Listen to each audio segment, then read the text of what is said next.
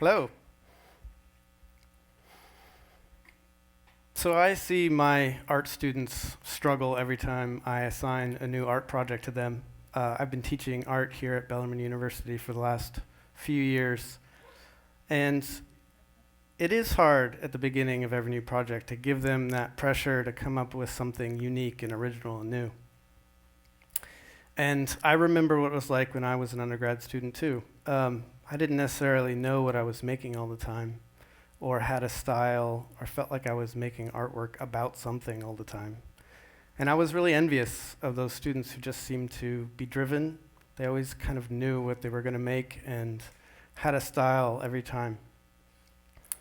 And coming back to my students, they always seem to ask me the same questions at the beginning, which is this idea good, or will this get me a good grade, or what do you think? And I always turn it back on them. I was like, well, is it good? What do you think? I think the mistake that many of them make is thinking that the creative revelation comes in the ideation process, that it's the idea where they're like, aha, that was the hard part. Now I know what to make. I think that we are idea machines, that we can brainstorm 100 ideas in the first 5 minutes of being challenged to make something new. The real challenge and the real creative revelation is in asking that question that sparks project after project after project and can make a career. And it will help you achieve that style. I recently was contacted by a former student who's asking for a letter of recommendation for a grad application.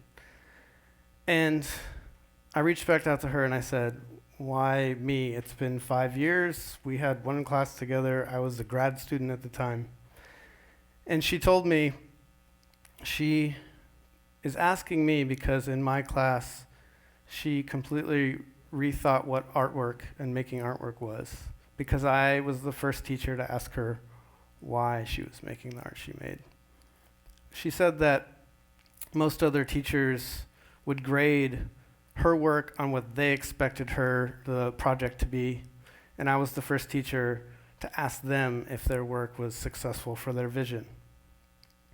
And I realized what she did was she put words to a teaching philosophy that I had never really put words to.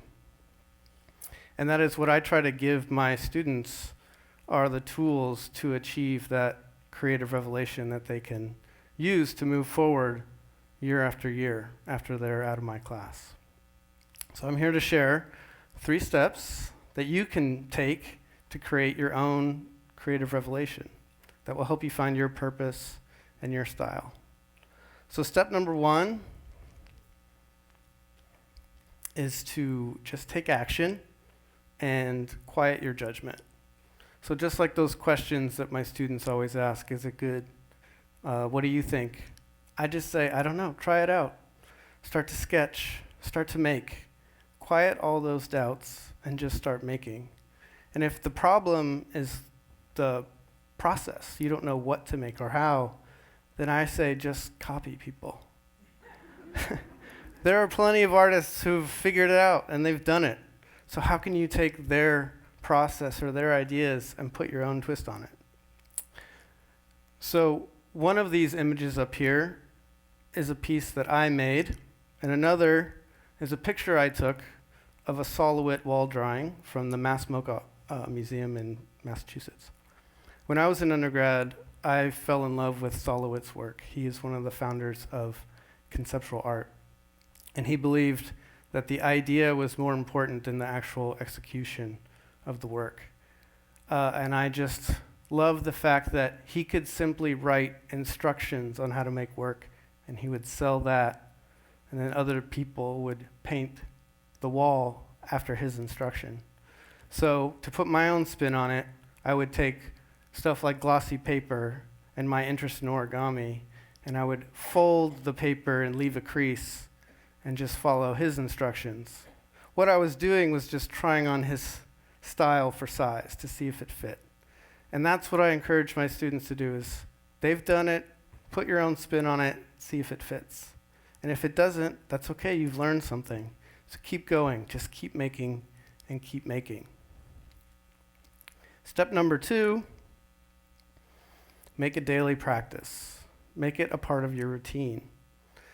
So about junior year of my undergrad, I was in a class and we were talking about public art, and specifically those large public sculptures you see around town. I always thought of them as playground equipment. They always looked like fun things to climb on.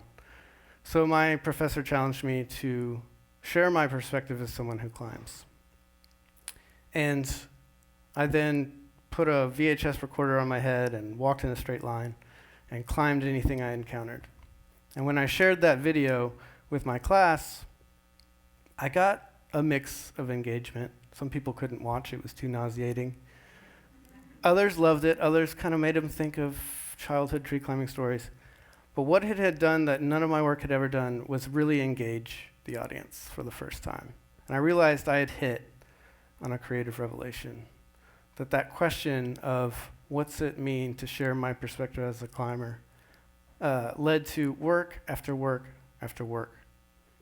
So I made my senior project on all tree climbing projects. But when I left school and I left that structure, I struggled for 4 years to figure out how to make a career out of being an artist who makes work about climbing trees.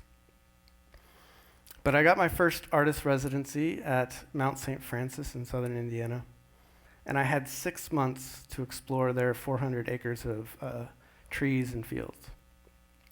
So just like an artist would use a sketchbook to practice drawing every day, I decided I would climb a tree every day.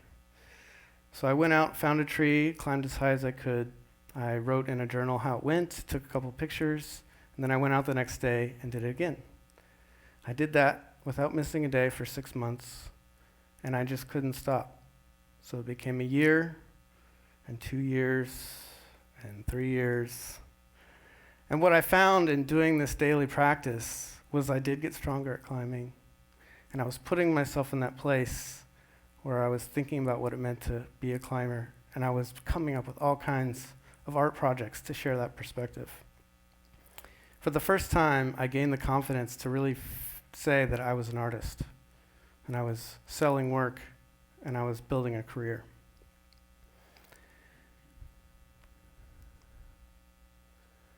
And that brings me to step 3, which is watch out for labels and be wary of becoming the art that you make and taking that on as an identity. I had gotten so confident in the 12 years that I made art as a tree climber that I became the tree climbing guy.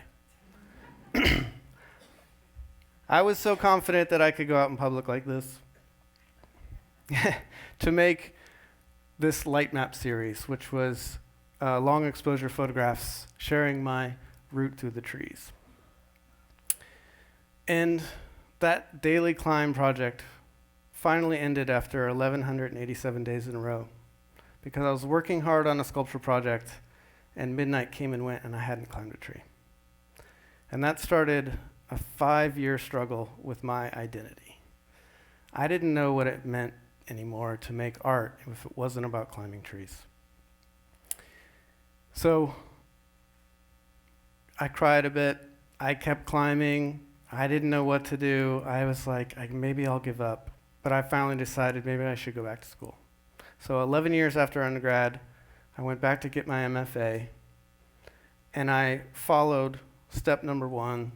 I just started to take action and didn't judge it. I didn't worry if it was about trees or if it was good. I copied some people. I took bioart classes and sound design and media geography, and I just made everything I could. I also showed up daily to my studio, and I made sure that I was working or thinking or trying to make something new, and I was really challenging that identity. And when I completed my MFA, the city of Louisville had put out a call for public art proposals having to do with alternative modes of transportation.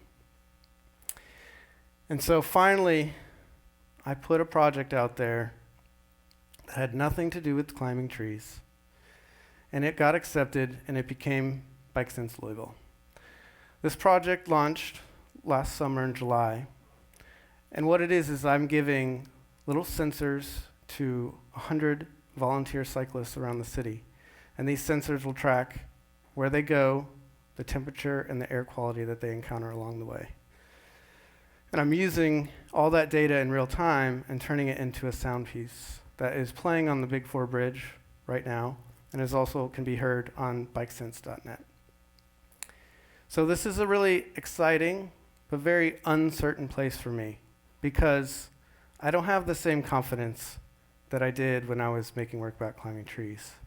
But I'm really excited about where this can go and how this might lead to another creative revelation. So I invite you all to follow the 3 steps, to take action without judgment, to make a daily practice, and to watch out for those labels and becoming the art that you make. I don't want to become another bike artist, so that I can have a long career and follow my interests as they travel. Thank you.